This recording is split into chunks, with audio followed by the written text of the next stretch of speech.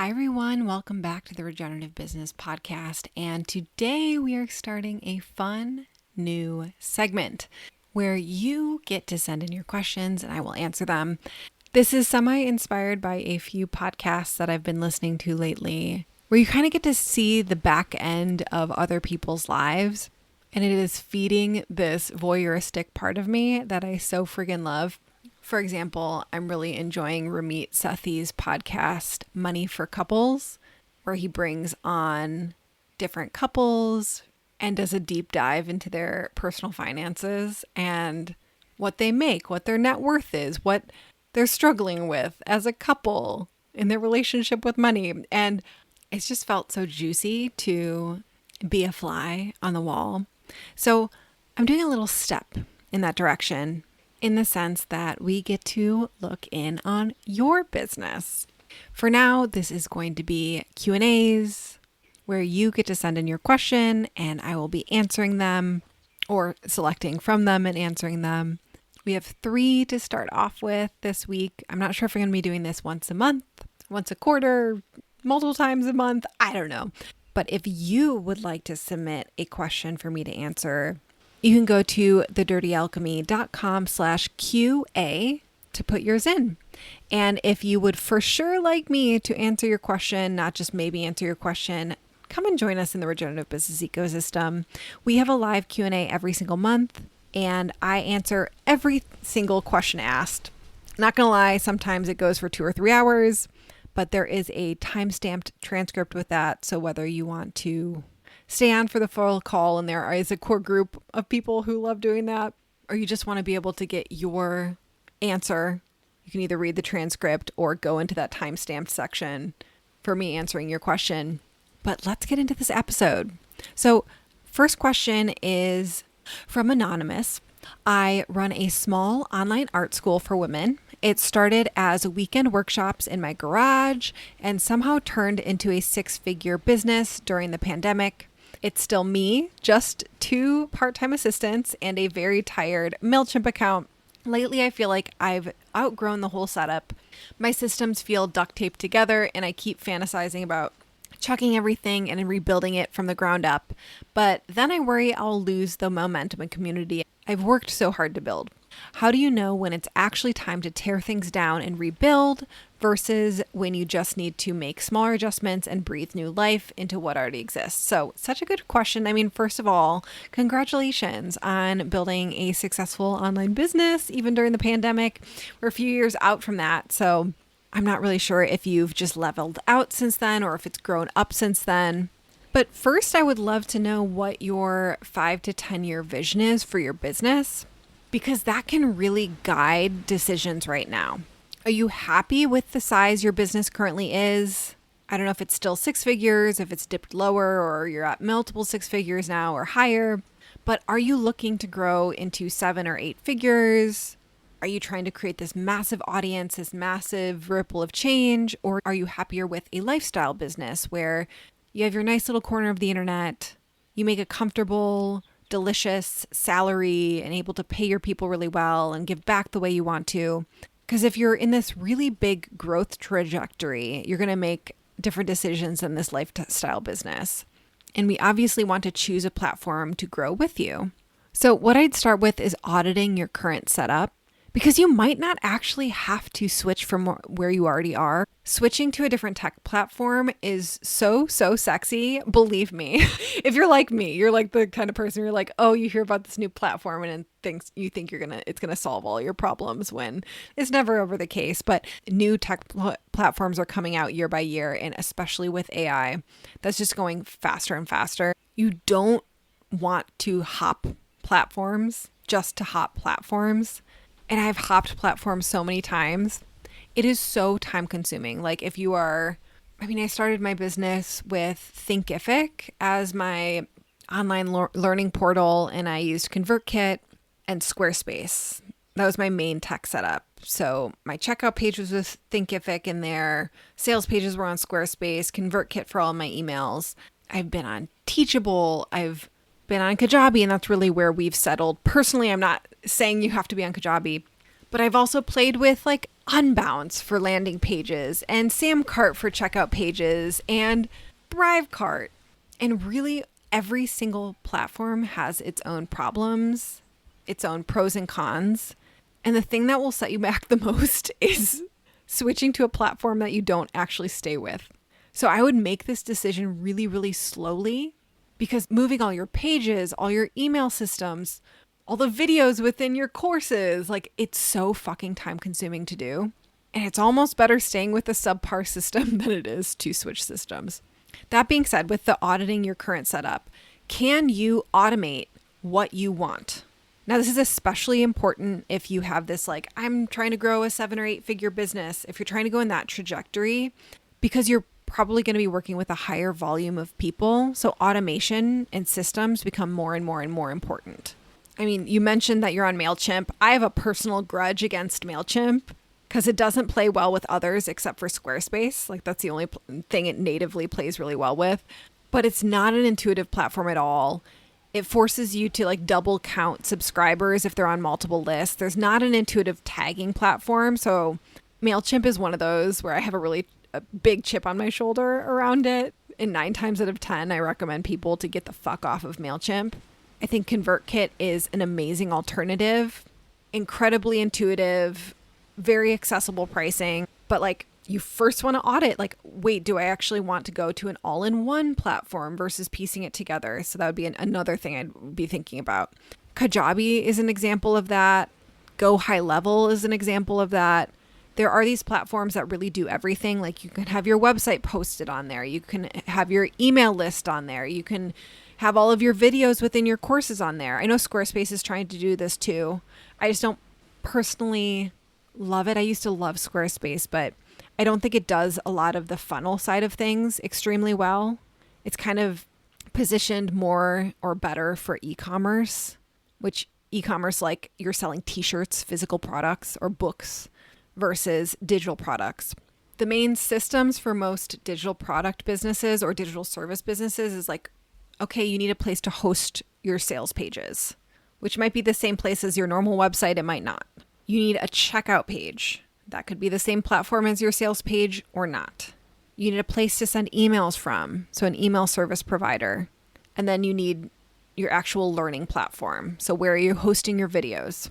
If you are looking to jump platforms for one or all of these 4 areas, double check that they play nicely with each other. Some platforms natively talk to one another, where others you have to use an external integration like Zapier or Zapier. I never know how to pronounce that one. But sometimes you can't even do that. For example, earlier this year, I was setting up a quiz funnel for a client, and we used Typeform for the quiz because they already had a Typeform account. But then Typeform doesn't send out automated email sequences. So, okay, if someone got a quiz result, but you wanted to send out automated emails after the fact, it's like, okay, we'll just send the automated emails on ConvertKit or Kit, which is where they already had their email service provider. But then it didn't natively connect between Typeform and ConvertKit. We're like, okay, we'll use Zapier. But then Zapier didn't even work either. So we had to put together and piece together this wacky, super time consuming, needed to like involve a coder in order to make it work sort of situation. So doing that work ahead of time to figure out if your systems will play nicely together, so important. Like, I wish we hadn't have used Typeform for that. It would have been worth paying for an expensive quiz software than it would be to use Typeform in that scenario, because it took so much time and specialized expertise to make it work the way we wanted it to work. Okay, other things I would be thinking about in your scenario is, are you high ticket or low ticket? I'm guessing you're low ticket if you're saying you're an online art school. And I ask that because higher ticket businesses, they're often more relational. You're having one-to-one relationships and magnetizing people towards your work that way because you need a lower volume of people. Therefore, like, sales pages actually matter less with high ticket businesses because you're having that personal relationship, and that personal relationship trumps a sales page, where low ticket businesses, you need more of the marketing-y things you think about with digital products.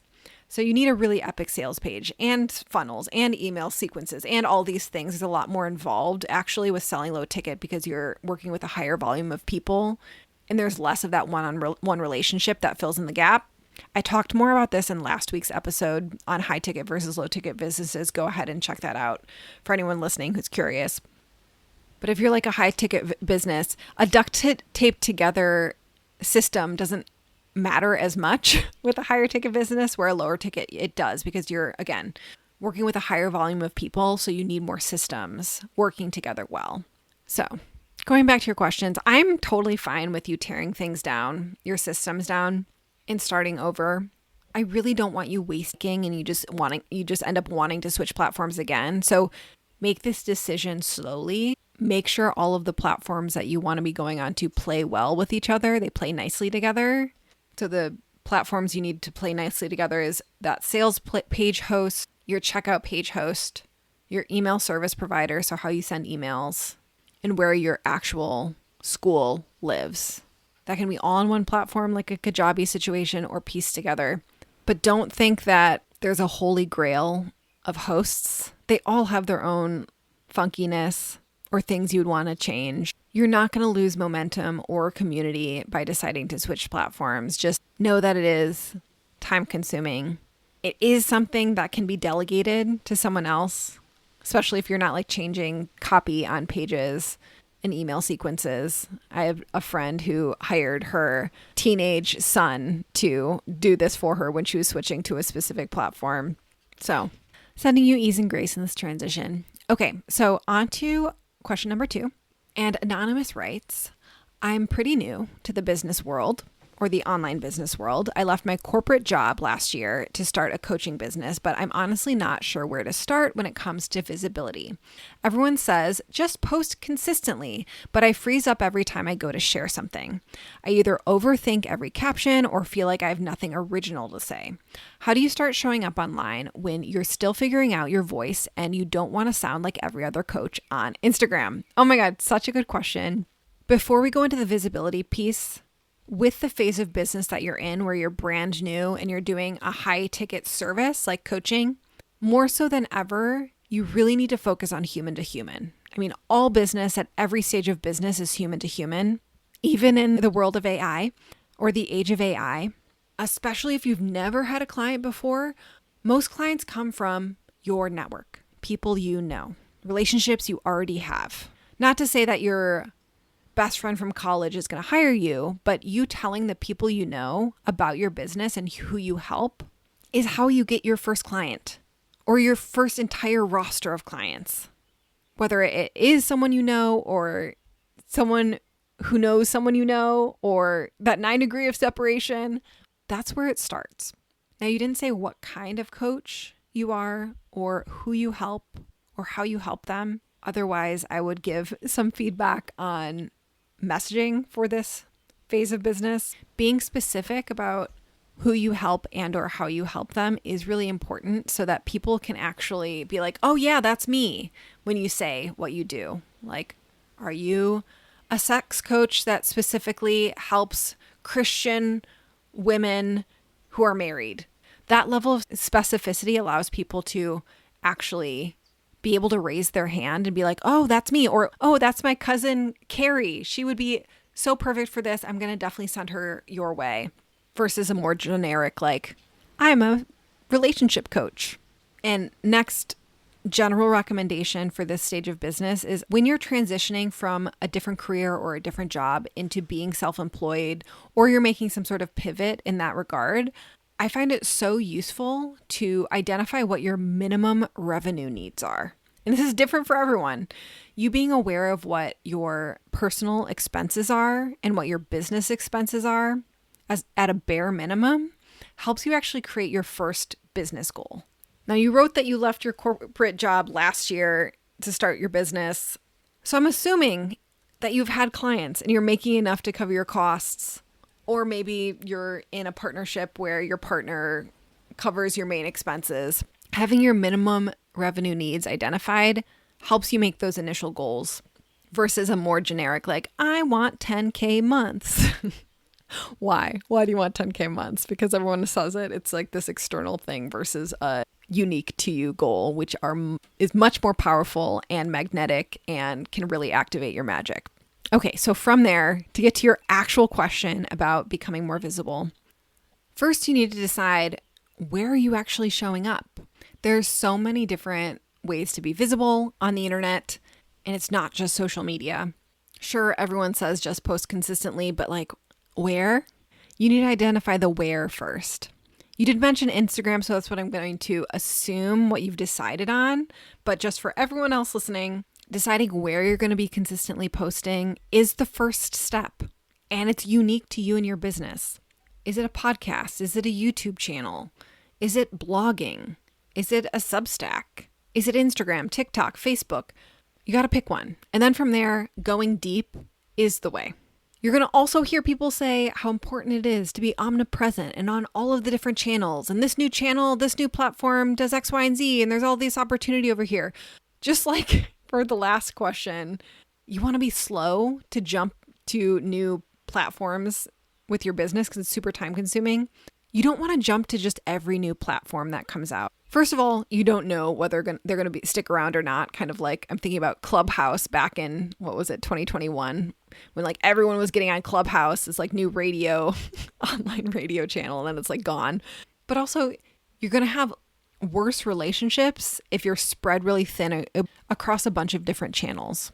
So choose one platform, go really deep on it, going deep as in figure out what the best practices are, learn how people are really doing well, actually engage with people and form relationships there, both with other creators so that you can get in front of other people's audiences, but also engaging with people who are potential clients of yours. Okay, now to your actual question, which was, how do you start showing up online when you're still figuring out your voice and you don't want to sound like every other coach on Instagram? You just have to write. I know it's not the answer you want, but you just have to write or record and show the audio or the video, depending on what platform you're on, or the reel that you're doing on Instagram. You just have to keep showing up. A study that I love, I reference this in my book, and I talk about it all the time because it's kind of counterintuitive for artistic types or creatives. When it comes to quality of what we create, quantity is actually how we get there. There was this photography professor that assigned his students half the class to do as many photographs as possible. And the more photographs, the better. That's how you got an A in the class. The other half of the group, their assignment was to do they only had to submit, or they only could submit one photo, but it had to be the best of the best photo. And at the end of the semester, the best photo actually came out of the group by far with the group of people who had to create and submit as many photos as possible. Quantity creates quality. So how do you figure out your voice and not sound like every other coach on Instagram? Quantity. Start writing every day. I'm actually putting out a podcast episode next week on my new writing ritual because I feel like I've finally cracked a big code for myself and just talking about rituals and habits in general. So definitely tune in for next week for that. But I dare you to take a 30-day challenge of posting every single day. Take 15 minutes. It doesn't have to be a work of art because, again, quantity creates quality, and just put something out every single day for 30 days. As far as not wanting to sound like every other coach on Instagram, 2 things to practice. The first one is telling stories. How do you not sound like everyone else? Telling your stories. Stories from your life, stories from people in your life. And this works on 2 different levels. One, people can't steal your stories. They're your stories. It's instant uniqueness. Even if you grew up in the suburbs and had a very traditional, quote unquote, standard life, your stories are your own. And guess what? People want to buy from people. People tune in for people and hearing their stories and about them and what's going on with their life, more so than information, especially in AI times. Information has gotten so cheap. People can just tap their questions into ChatGPT for answers. Whether the answers are good or not are a different conversation, but information is really cheap. Relationships aren't cheap. You sharing your vulnerability, you sharing your stories, no one can copy those. Or if they do copy them, it's just a bunch of bullshit and they can't keep it up.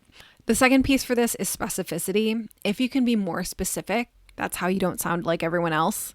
This kind of goes back to what we were talking about earlier, right?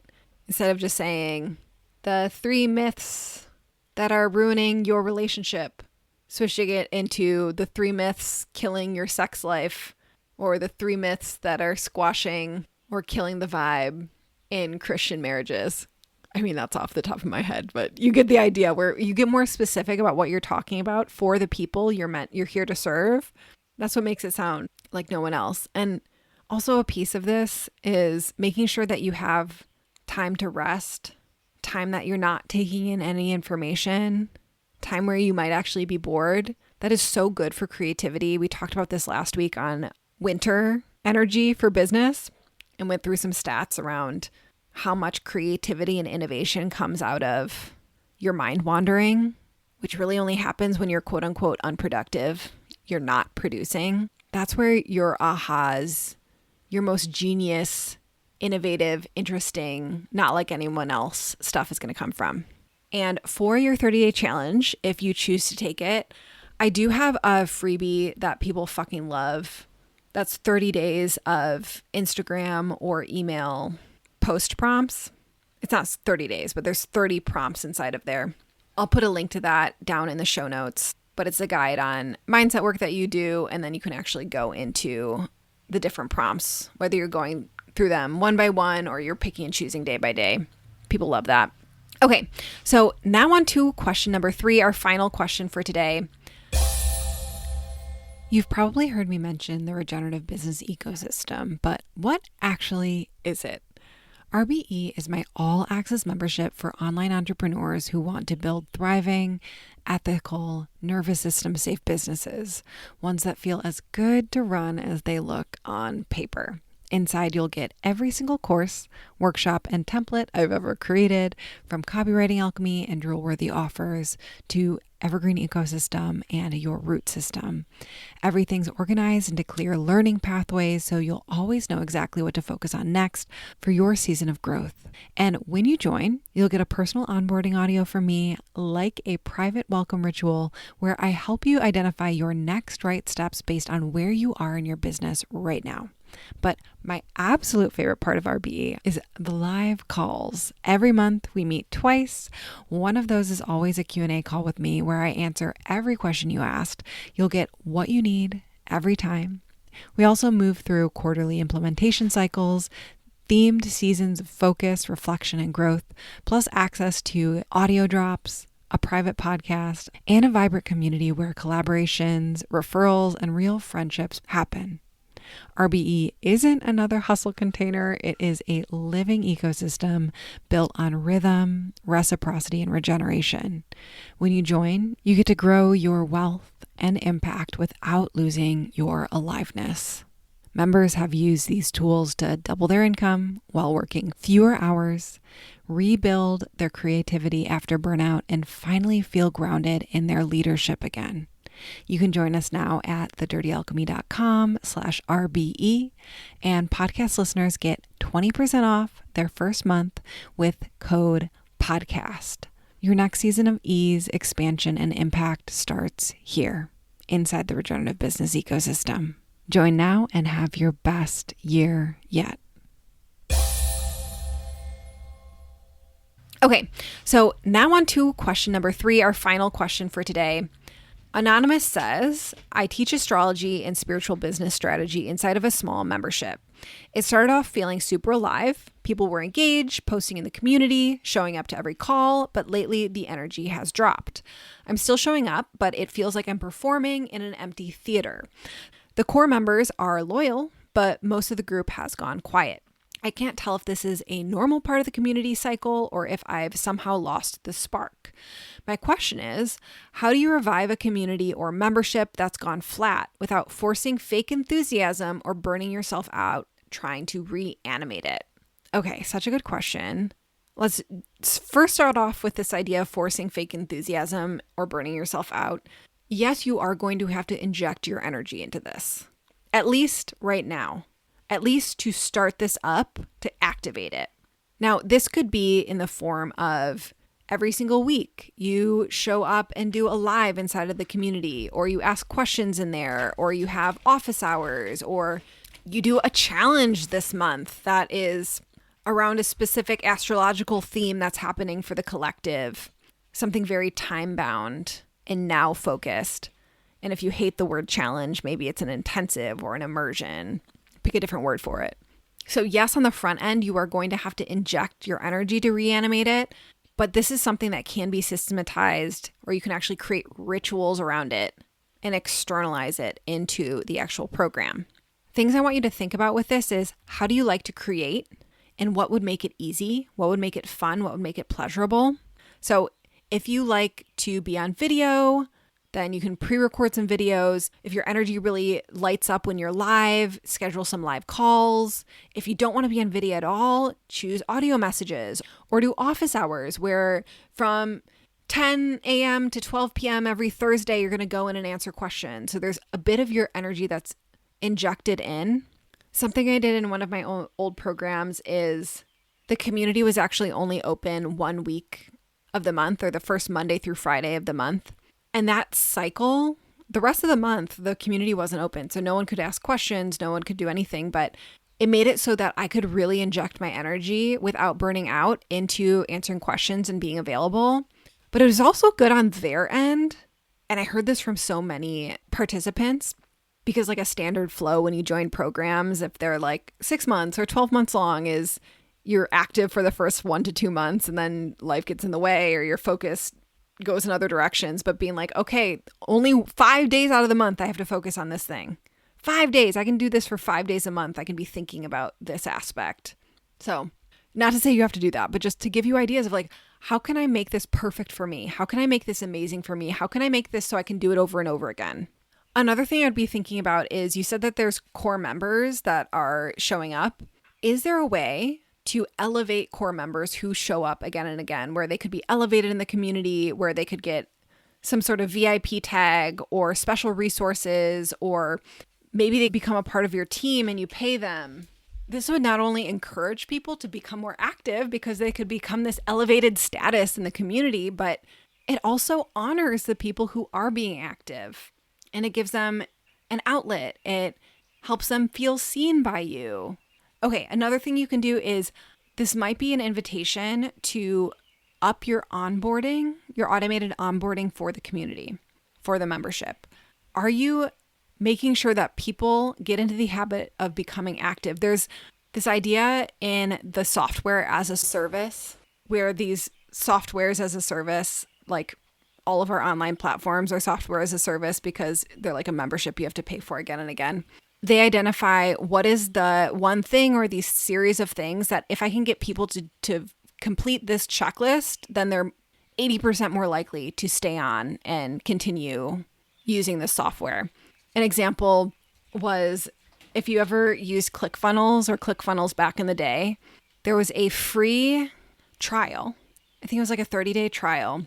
And if you created your first funnel using ClickFunnels in that first 30 days, then they would ship you a t-shirt, because they identified that their North Star metric was they need to complete a funnel. And if they complete a funnel and get all of their other stuff integrated with ClickFunnels, then they're X% more likely to continue using ClickFunnels. And so they rewarded people by sending them a shirt. Not to say that you have to send people a shirt, but I think it's a really great example of, can you identify if people do this, and this on their first day or in their first week of being a member, are they more likely to stay engaged? So is it making sure that the calls are on the calendar? Do you need to add something like add event so that it's easier for people to auto-populate the calls on their calendar? Do they just need to show up in the community at all and make sure the app is on their phone and make an intro post? Do you need to create a culture where people are actually interacting with one another, you know? So this can actually be an onboarding problem, or onboarding opportunity, I should say. And now, okay, on the complete opposite side of this is, can you be okay with not controlling how your people engage with the material? I just wanted to say this just in case. Is it just a you problem in the sense that you don't like it that people are less engaged on calls and in the community? Or are they getting less out of it? Because sometimes as business owners, as leaders, when we don't have this external feedback of, oh my gosh, every single person is on the call and they're saying stuff to me and they're being active in the community, those are clear indicators of, oh, wow, it's working. Everyone's happy. When people go more silent, we have less of a gauge of it. But that doesn't mean that they're not loving the program. Personally, I'm a lurker in programs, not because I'm unhappy with them, but I just tend to not actually engage in programs. Can you be okay with that? And I mean, of course, you need to determine, like, is this a sign that people are people canceling their membership? Are they unhappy? Maybe you need to send out a survey and figure it out. Or maybe they just don't want to engage in the community, and that is fine. They're getting so much out of the other aspects of the membership. Now, going back to this, not burning yourself out, you want to ask what can be automated. Only after you inject this initial energy back in to reanimate the membership, you do want to do that. But from there, can you automate or systematize challenges or different human elements? Or like every Thursday I do this thing. How do we make it this repeatable thing that you do every week or every month or every quarter? And by having it be repetitive, it actually makes it easier for you and your team to actually pull it off, and it requires less of your energy. You can also reuse stuff from the past, reuse stuff from last year. What can we repurpose again?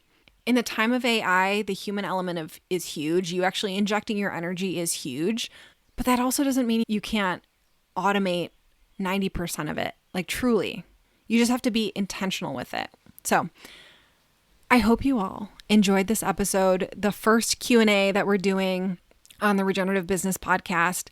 If you want to submit a question yourself, go to thedirtyalchemy.com/QA or come join us in the Regenerative Business Ecosystem. That is a guaranteed chance to get your question answered on our live Q&As every single month. I love answering questions, so really excited to be starting this segment, and I will talk to you next week.